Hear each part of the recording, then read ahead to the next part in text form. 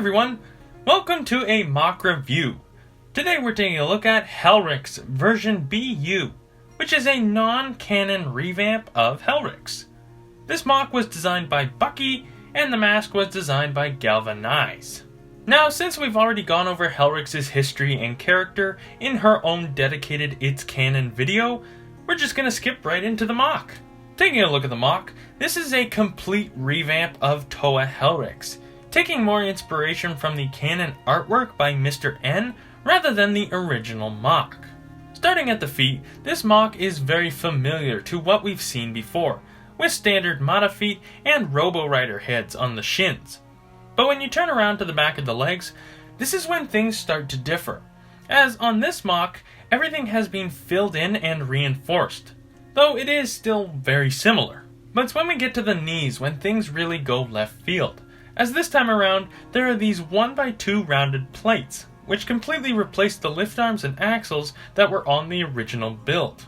Then we get to the lower torso, which again has these connectors, but they've been oriented differently so then they can have their own dedicated ball joint connection to allow for more articulation. And on the left hip, there is an extended pin to allow for a tube to connect, and this tube runs to the back of the figure. Taking a look at the torso, it's again very familiar, but different, as here the Mata foot is not the core of the build, but rather it's just the front of the torso. And taking off the arm, it allows us to see how much more mass this torso has over the original. And this torso is very tight, filling in pretty much every little gap. And on the back we have a Mata head, which the tube that runs from the hip is connected to. Now on the original build, this tube was very loose, but on this MOC, there's also a little stud to allow for a better connection. On the arm, there are a few connectors with a blue Mata head, and a stud where the mass connection is. Then there's some hinge pieces that leads to a tire and the hand, and it's just a Mata hand with some axles as the fingers. At the head, Helryx wears the Great Mask of Psychometry, and it's mounted to a Mata head, and has two rubber tubes running from the mask to her back. Lastly, this MOC has two weapons, that being a mace and a shield. Both are pretty simple. The mace has some spiked pieces and a few connectors, leading to an axle accented by a few parts on the axle for some detailing. And the shield is just two Technic panels slapped together, and both can mount to the hand via a connector which slides over the finger. As well, the weapons can be stored on Helryx's back, via these connectors behind the shoulders. Alright, articulation-wise for this MOC, it's actually very well articulated. So at the foot, you have same amount of articulation like we did on the original Helryx, up that much.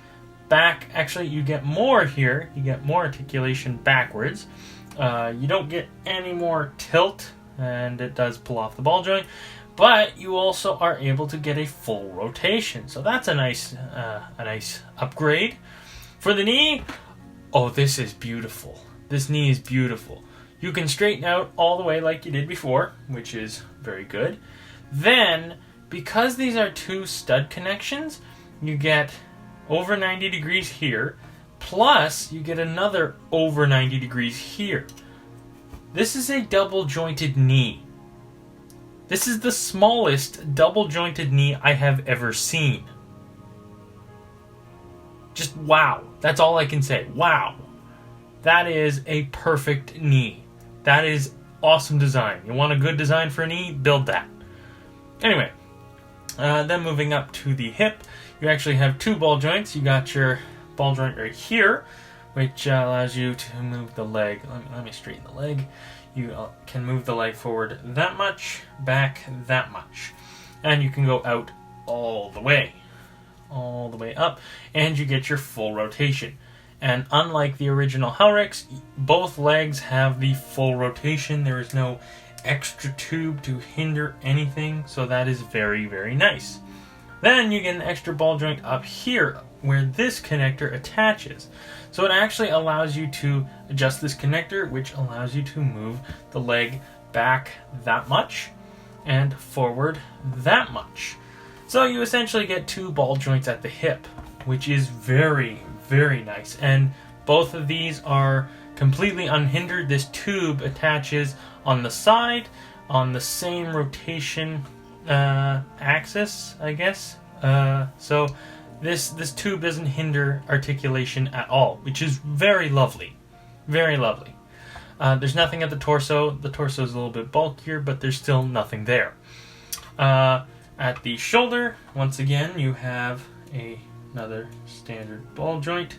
So it can go up that far, down that far. You get rotation all the way around, and you can move it back about that far and forward that far.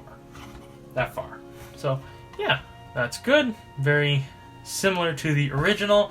You get the upper arm swivel, which now is a lot sturdier thanks to this double pin axle. And then you get your 90 degrees of elbow bend there, same as the original. And then you have your locking hand connector, which, you know, you get your rotation and all that good stuff. So yeah, that is that. And then at the head here, you have a ball joint at the neck, which allows you to turn the head. Oh, this came undone. Hold on, I gotta realign that before I start talking about the head too much. So you can turn the head that much before the tube stops it from going any farther. That's both ways, opposite tube. You can look down that far, and then the head can go back that far before the tubes start getting pulled. And you do get some head tilt. You do get a greater range of motion at the head, which is very nice.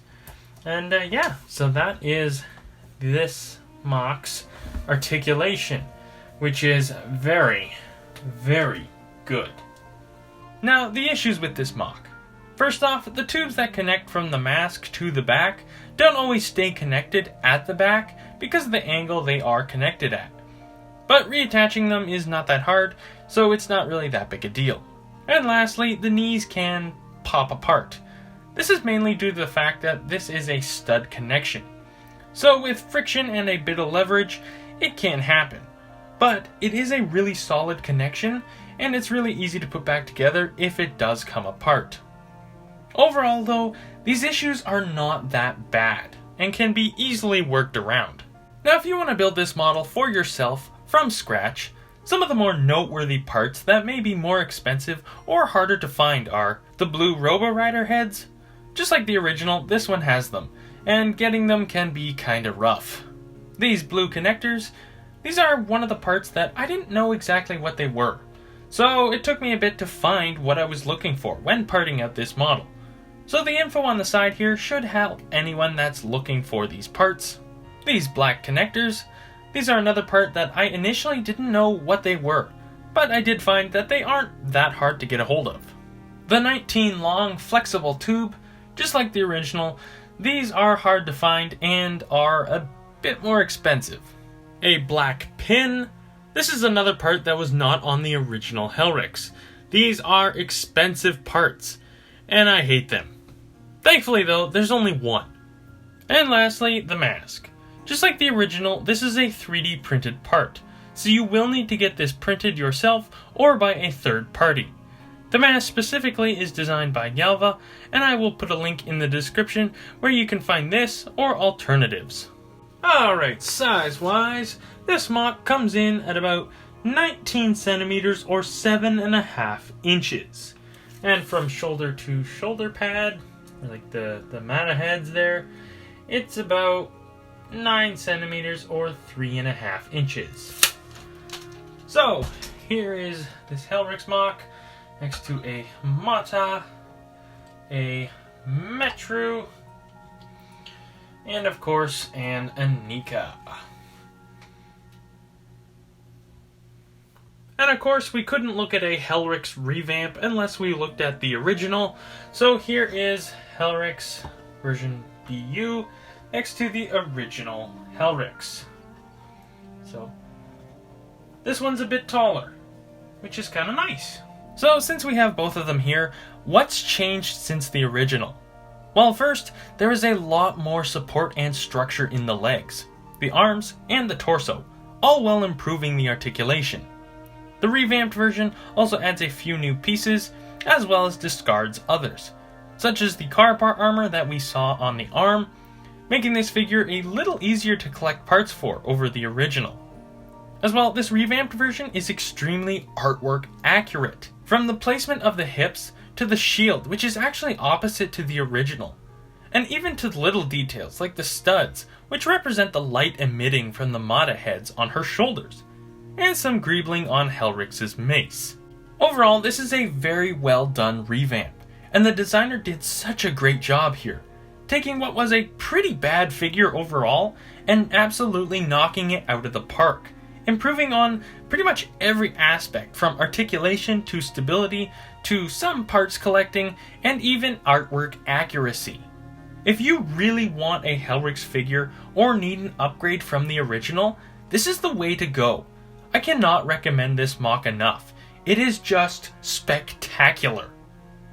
Anyway, that's Bukkey's Helryx. Thank you for watching, and thank you to Bukkey for letting me review this MOC on my channel. It was a pleasure. Also, don't forget to subscribe so you can stay up to date with all my latest videos.